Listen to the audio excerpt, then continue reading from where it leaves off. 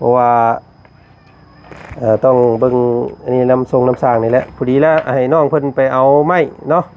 เพราะว่ารถว่าจันแก้มาบ่ได้พี่น้องเอ้ยมันพี่น้องเอ้ยดึงไปสิรถดึงตัวนี้เบิ่งโอเคมาพี่น้องจวดมาแล้วเนาะบานประตูพี่น้องเอ้ยงามๆของน้องตะโลเพิ่นเนาะแบกขึ้นได้บ่ทั้งเฮือนคอยเด้อระวังได้ โอ้บันไดสูงครับ ปึ๊บเนาะบอกที่เพิ่นชื่ออยากอันจ้างอันไปเฮ็ดเวียกเฮ็ดงานจำต้องรอก่อนพี่น้องเอ้ย โอ้ฮอดกระเตาลึเฮามีเฮือนใหญ่และก็มีเฮือนสานคือหมู่คู่คอยขอขอบใจแม่หลายๆขอให้แม่อยู่ดีมีแห้งขอให้ร่ำให้รวย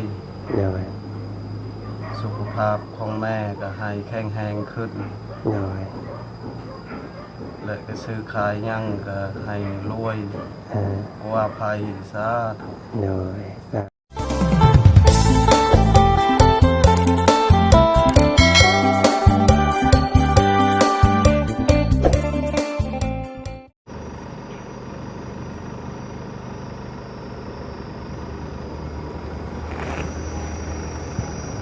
เนาะพี่น้องเนาะกับทักทายสบายดีพ่อแม่พี่น้องเนาะโมเพื่อนกันมัดสุขุสุคนอีกคือเก้าพี่น้องเนาะบรรยากาศตอนเศร้าๆพี่น้องเลยมื้อนี้เนาะตัดภาพบรรยากาศมาบ้านของน้องตะโลอีกแล้วพี่น้องเลยเนาะกะซื้ออุปกรณ์เนาะมามอบให้สร้างเพิ่นมื้อนี้คือเฮ็ดมิดจีดีแท้เนาะเนาะเหมือนสร้างเพิ่นไปทางอื่นแล้วบ่จักอันนี้สร้างผู้นึงกันเราว่าลูกเราเป็นไข่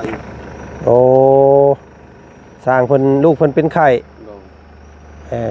เราหักมือแต่ห้องหมอโอ้ยพี่น้องเลยเนาะบ่สบายทางนั้นก็ได้เนาะเอาพอดีแหละมื้อนี้ทางบ่จันก็สินำเลี้ยงส่งอุปกรณ์เนาะบ่ว่าสิเป็นไม้นี่สิเฮ็ดได้ไดเนาะน้องไม้นี่เจ้าไปแก้เอาได้บ่ว่ารถข่อยมันแก้ยากนะแก้ได้เอารถยังไปแก้มีว่ารถไถนามีบ่ยืมรถนองรถจักรรถจักรก็แก้ได้บ่แก้ได้โอ้ยมันสิไปแก้ได้บ่มันไม่ยาวบ่ยาวเจ้าเคยแก้บ่เอาจังซั่นเดี๋ยวว่าจันสิไปซื้อจ่ายเงินเพิ่นท่าแล้วเจ้าไปแก้เอาเด้ออยู่หั่นเวียดหั่นเลยหั่นเลยหั่นตัวที่ว่ามีสังกะสีนั่นแหละหั่นน้องไปเอาตะปูหั่นบ่แม่นหั่นนั่นแหละเด้อเดี๋ยวอ้ายออกไปนี่เจ้าตามหลังไปรถก็ได้น้องยังบ่ทันมือยืมรถน้องโอเคมีแต่ว่าบอกว่า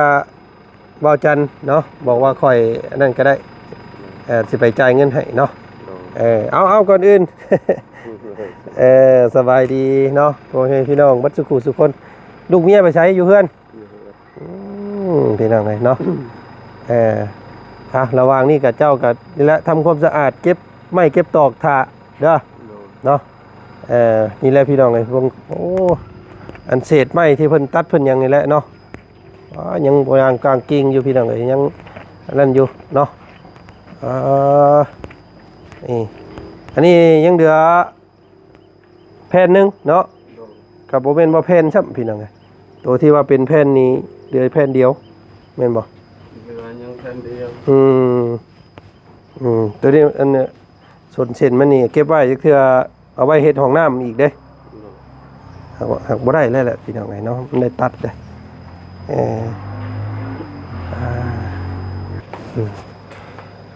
พี่น้องเลยเนาะนี่แหละเก็บไว้มันเป็นเศษส่วนไม้ในแบบนี้ก็ตั้งเทื่อมีโตมีตังเฮ็ดมาแล้วก็เฮ็ดได้นี่พี่น้องเลยเนาะโอ้ไม้อันนั้นเพิ่นเจ้ามั่งลงมาพี่บ่อน่ะเนาะ จะเอามาเฮ็ดหยังอันนี้ฮะ เขาเคาะใส่หนึ่งหลังเตือน อ๋อเพิ่นเอาเฮ็ดห่างอันนี้บ่ โดย เออพี่น้องเอ้ยเนาะ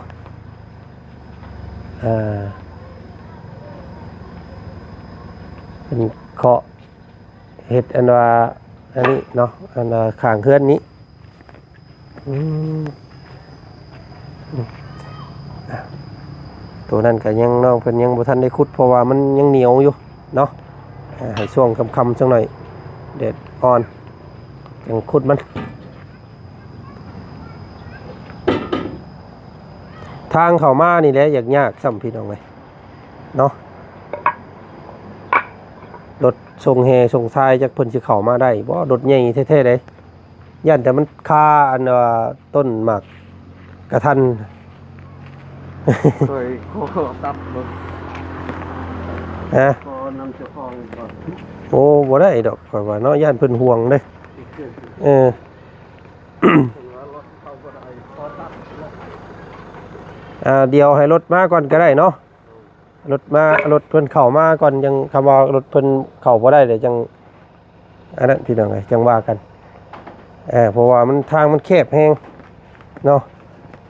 เพราะว่ารถขนาดรถว่าจันทร์เข้ามานี่ก็ยังบ่เกือบบ่อยากวิทย์เด้พี่น้องเอ้ยเนาะเพราะว่ารถแห่ทรายนี่รถมันเป็นรถใหญ่เด้เพราะว่าบ่อยากถอกไกลนะย่านสร้างเพิ่นกันว่าคนไกลโพดเอามาถอกอยู่เพื่อนนั่นน่ะห้านค้าเพิ่นก็ได้อยู่แต่ว่ามันไกลเนาะเป็นไปได้ก็อย่างนี้แหละอยากมาถอกไว้นี่เลยนี่พี่น้องเอาทำให้เก็บไม่เก็บตอกไว้ก่อนเนาะโบราบัดเบื้องก่อนพี่น้องเลย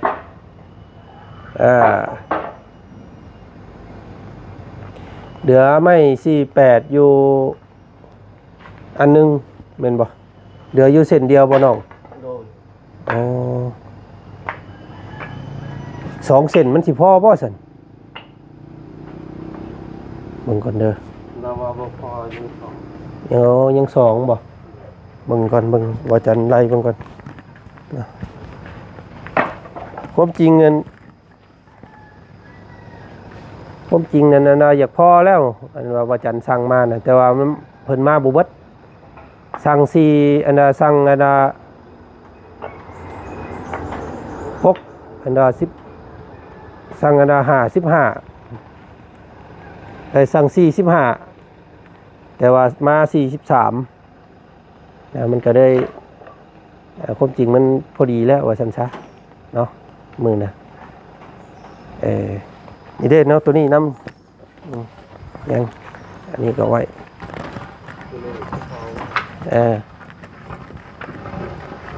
ยังอีก2ตัว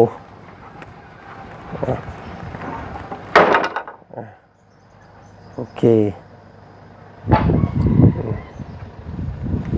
ให้น้องเพิ่นอนามัยอันนี้ถาดเนาะปัดกวด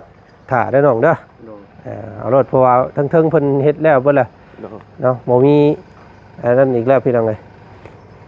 มีแต่เพิ่นสิเทพื้นนี้ให้เทพื้นยกขึ้นหน่อยนึงพี่น้องเอ้ยทั้งแม่เพิ่นว่ายันเฮือนน้องเพิ่นมันสุดเนาะก่อนอื่นก็ต้องขอบพระคุณเด้อเนาะป้าลุงทั้งหลายพี่น้องเอ้ยเนาะคอมเมนต์มาล้นหลามเนาะว่างามว่าซั่นเฮือนหลังนี้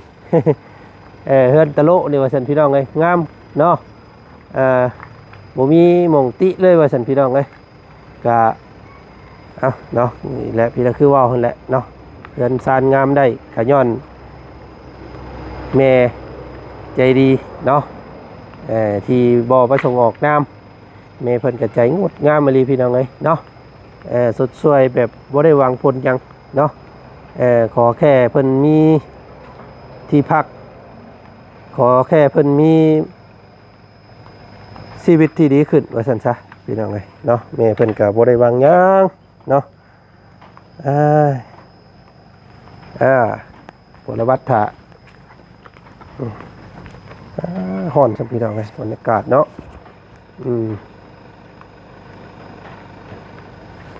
นี่ ช่วงนี้ก็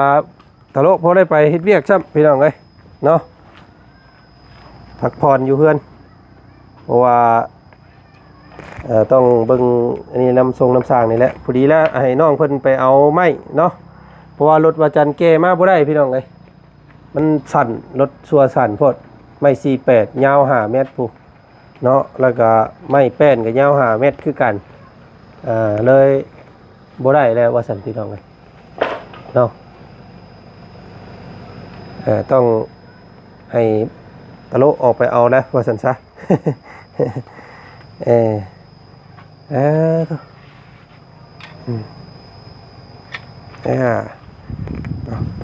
เด็กคนตี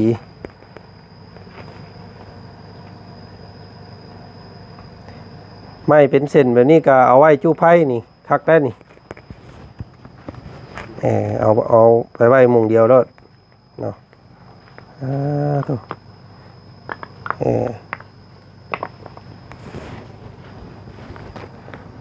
ฮ้อนพี่น้องเลยเนาะ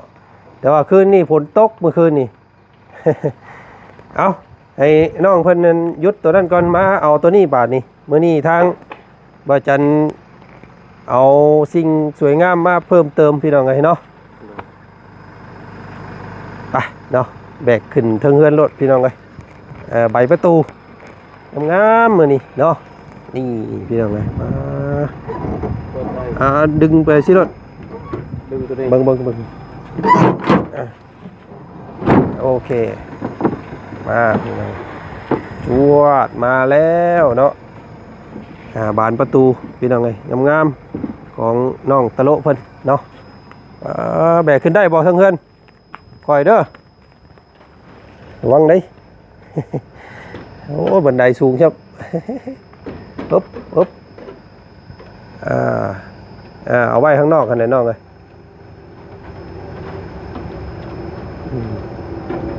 โอเค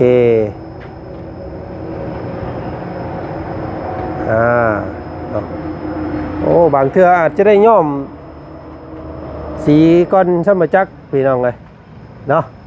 เดี๋ยวสิลองปรึกษาทางสร้างมาก่อนต้องได้ย่อมสีก่อนจังเอาขึ้นไปมันจังหัวเปื้อนเนาะเดี๋ยวบอกสร้างคนเด้อคำว่านั่นกะเดี๋ยวสิซื้อสีมาทาก่อนยังสีให้เพิ่นเอาขึ้นไปใส่มาแล้วพี่น้องเลยเนาะใบปองเยี่ยม6 ใบใบประตูใหญ่ใบหนึ่ง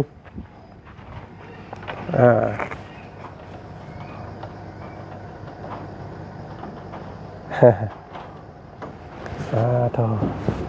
แบบนี้แหละพี่น้องไงเนาะอันน้องเพิ่นก็ต้องได้อยู่แบกหามอุปกรณ์ขึ้นเฮือนก่อนช่วงนี้เนาะพวกกันที่เพิ่นอยากจ้างน้องเพิ่นไปเฮ็ดเวียกเฮ็ดงานก็นั่นก็รอก่อนเนาะบอกที่เพิ่นชื่ออยากจ้างไปเฮ็ดเวียกเฮ็ดงานจำต้องรอก่อนพี่น้องเลย โอ้ฮอดกระเตาลึ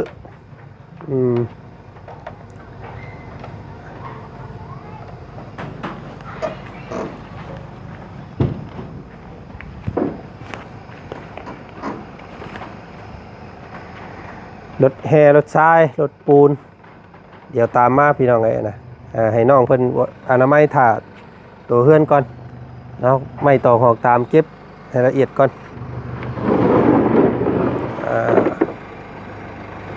ปึ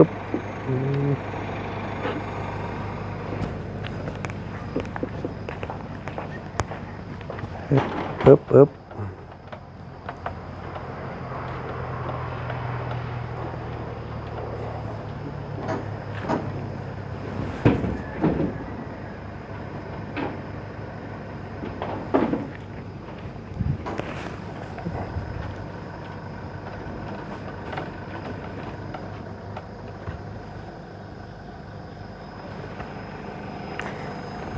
อุปกรณ์แต่ละอย่างเกือบเป๊ะบัดเลยพี่น้องเลยเนาะเกือบพอดีผาเซล่ากาเดือแผ่นหนึ่งพอดีเนาะแป้นยังบุพอ2 แผ่นไม้48กับบุพอ2 เซนพี่น้องเลย เนาะอาจจะเป็นเพราะสร้างเพิ่นเฮ็ดละเอียดแน่มันก็เลยบ่พอเนาะถ้าปกตินี่สำนี้พอดีพี่น้องเอ้ยที่บอกกันเคยเฮ็ดมาเจ้าโอเคเอาไว้นี่ก่อนเนาะเดี๋ยวทีมสร้างเพิ่นมากบมาเหลาก่อนเดี๋ยวจังทาสีอุปกรณ์มันเดี๋ยวอาจารย์สิออกไปซื้ออยู่ห้านน้องป๊อปเพิ่นนี้พี่น้องเอ้ยจังหน่อยสิออกไปเนาะขั้นตอนนี้ก็สร้างบ่ได้มาซ้ำมื้อนี้โอ้พี่น้องเนาะบ่มีความคืบหน้าแล้วซั่นนี่เนาะซ้ำเก่าแล้วซั่นนี่พี่น้องเอ้ย เอามีแต่อยู่เฮือนกับอนามัยเด้อน้องเด้ออนามัยตะลุมตะลางอันเก็บไปกองไว้เป็นบอนอันน่ะพื้นดัวเมียเจ้าเอาไว้จูพื้นก็ได้เนาะแล้วก็อันนั้นพี่น้องเนาะเซ็ตอันนี้แหละซุปแพรขาดเนาะเซ็ตตามอันนี้นี่พี่น้องนี่ให้มันงามเนาะเพราะว่ายังเป็นคราบอยู่เพราะว่าคราบมันที่เพิ่นตัดนั่นแหละว่าซั่นซะเนาะอันนี้ยาน้องเพิ่นเอาไว้ทานั่นแล้วทามือน้องมือยังบ่เศร้าเจ็บอีกแล้วว่าซั่นพี่น้องเอ้ยเนาะโอ้ย เถอะอากาศเนาะโดยรวมพี่น้องมื้อนี้โอ้ร้อนแต่เช้าเนาะตอนนี้ 8:00 นเช้าเนาะ 8:00 น 9:00 นเช้าก็ฮ้อนว่าซั่นซะเนาะลูกติง2 มัดเอา2 มัดพี่น้องให้ลูกเราน้อยเนาะให้มันที่ๆแน่อันนี้7 8 9 10 11 12 13 14 15 16 17 18 19 20โอเคประมาณ2พอดีพี่น้องไอ้2อันเนาะพอดี2 มัดโอเค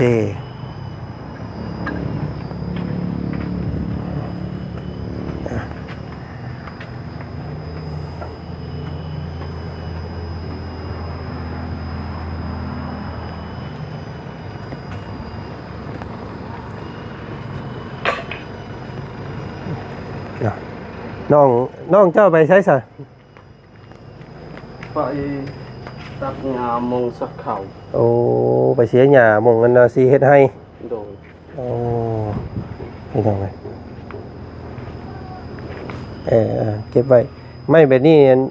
ใส่ได้อยู่ได้ฮะจะบ่เฮ็ดเตียงคือเจ้าเฮ็ดนี่เนาะให้เฮ็ดนี่เพิ่นสร้างบ่ โดย ให้สร้างเพิ่นเฮ็ดให้คักเด้นี่พี่น้องเอาไว้นั่งเนาะเฮ็ดเตียงไว้นงไว้นั่งแต่ว่าไม้มันพอดีเบิดเลยเนาะต้องได้สั่งไม้บัดเฮ็ดห้องน้ำเฮ็ดห้องครัวอีหยังก็ต้องได้สั่งไม้เริ่มไม้เบิดเลยบาดนี้เนาะเพราะว่าไม้มันบ่ได้เหลือจักกันเลยพี่น้องเอ้ยพอดีเกือบบ่พอเนาะสร้างเฮ็ดละเอียดงามโพดก็เลยไม้บ่พอลำ2 อันลำอันเนาะ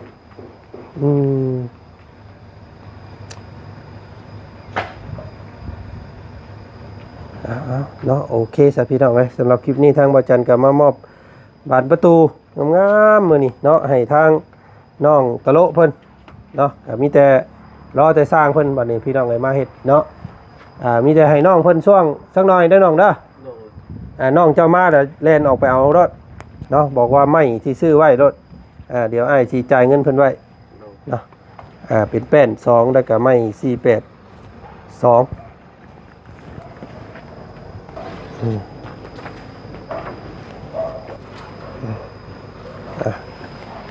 โอเค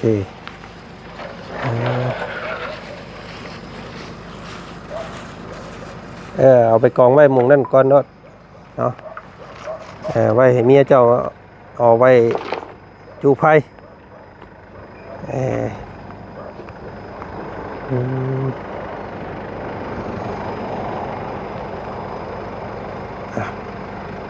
เนาะ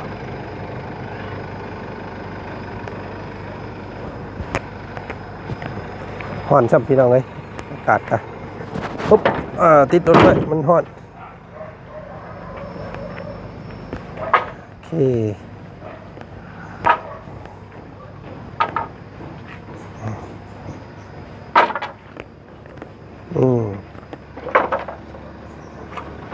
นี่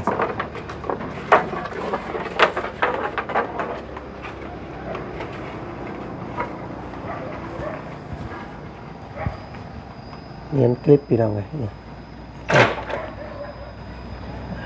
แต่ว่าปัดมันเหี่ยวมันก็สิยะออกอีกโยนหน่อยหนึงเนาะเพราะว่าเป็นไม้ดิบที่อันเพิ่นเอามาเริ่มห่างเลยเด้นี่พี่น้องเลยเนาะขนาดเห็ดทีแท้ๆได้เนาะยังหากันเลยยังห่างคือเก่า เออเออ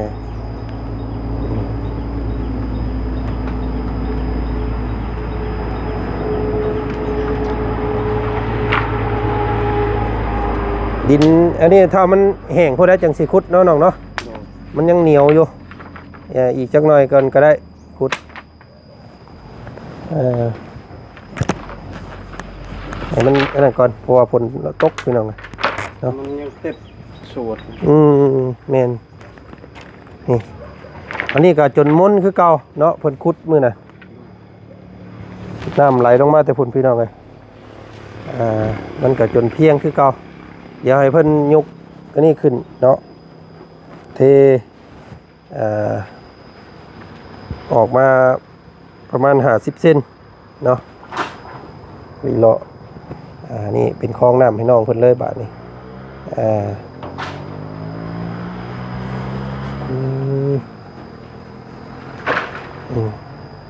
เอาเกี่ยงก้อยบาดนี้พี่น้องเลยเนาะไอ้สิออกไปทางอื่นก่อนจักหน่อยสิเข้ามาใหม่เนาะช่วงมื้อนี้บ่มีความคืบหน้าพี่น้องเลยเนาะก็มีแต่สิไปจ่ายค่าไม้ค่าตอกแล้วก็ช่วงค่ำสิเข้ามาอีกเทื่อนึงเนาะสิเอาลูกติงมาให้เด้อเมื่อกี้นี่ลูกติงอยู่ห้านเพิ่นเบิดพี่น้องเลยเนาะเพิ่นกำลังมาว่าซั่นเดี๋ยวว่าจันสิซื้อแกมาให้ช่วงค่ำเนาะเอามีแต่รอบนี้ก็เอาไว้ประตูงามๆมามอบให้เนาะ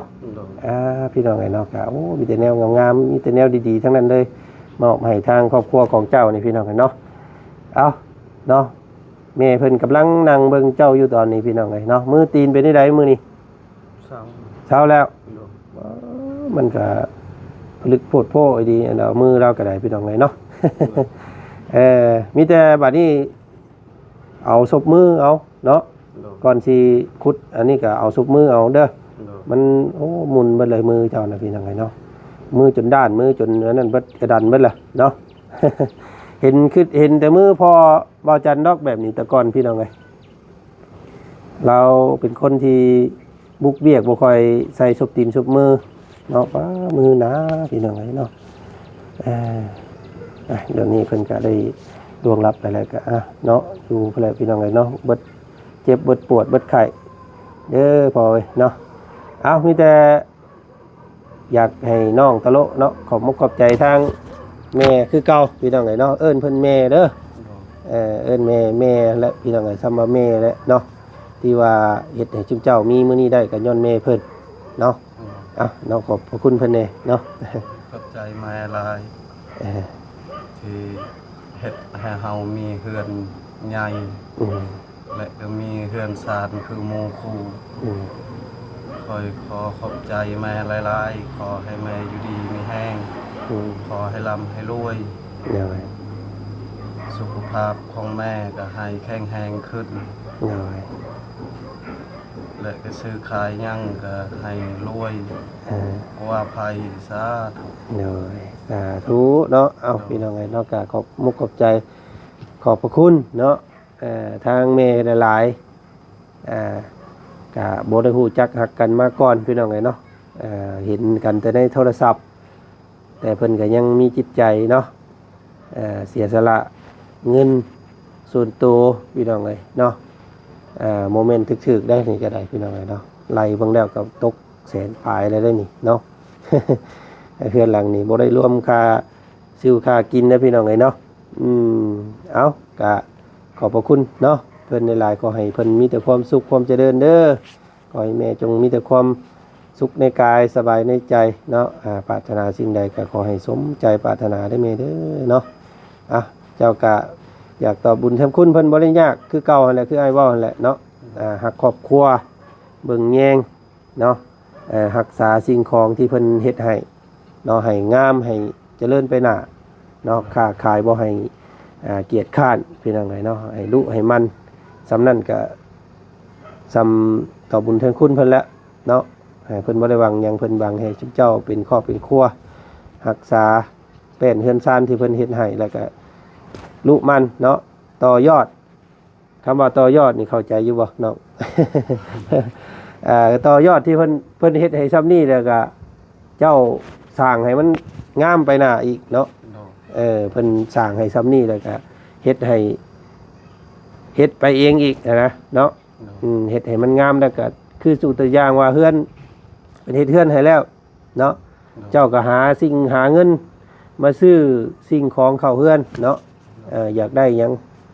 อยากได้สิ่งของเข้าเฮือนก็เป็นไม้เป็นตอกเป็นเสื้อเป็นหมอนเป็นอันนั้นแหละพี่น้องเครื่องใช้ในเฮือนเนาะให้มีว่าซั่นซะบ่ให้